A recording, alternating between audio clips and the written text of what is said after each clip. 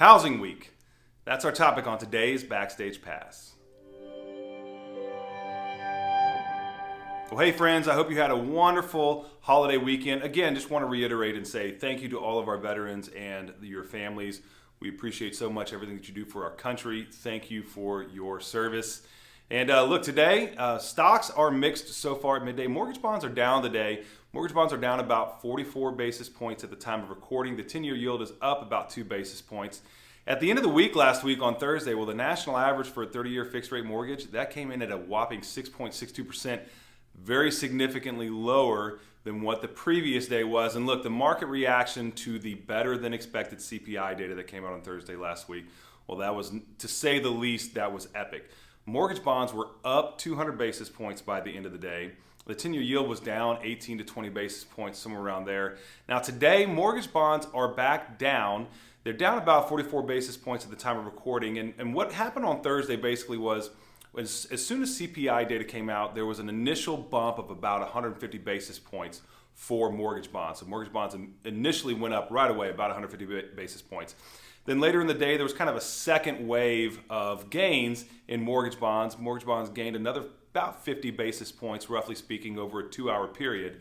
Well, the downside for mortgage bonds today, that 44 to 50 basis points that we're seeing right now, well, that's that second wave that's kind of been eaten away basically today. And look, if we would have had a trading day on Friday, we probably would have seen the same losses on Friday as we're seeing today. So what that really means is that from the CPI data, we're still up 150 basis points from the release of the CPI data, and probably establishing some new baselines, some new technical levels with that as well.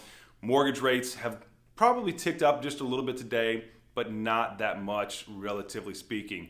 Now, as far as news goes this week, today is a pretty light day. There's not a lot of news that's out today, but it is a busy week, news week, especially for housing. We have NAHB Housing Market Index. We've got new permits and new home sales and permits, building permits.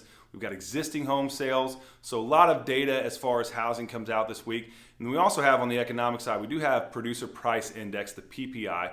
That's similar to CPI, but it's at the wholesale level. And it's an important piece of data. This will be data for October, so that'll be coming out tomorrow. So we'll be taking a look at that and watching that as well. But other than that, that's all the news that we've got going on this week.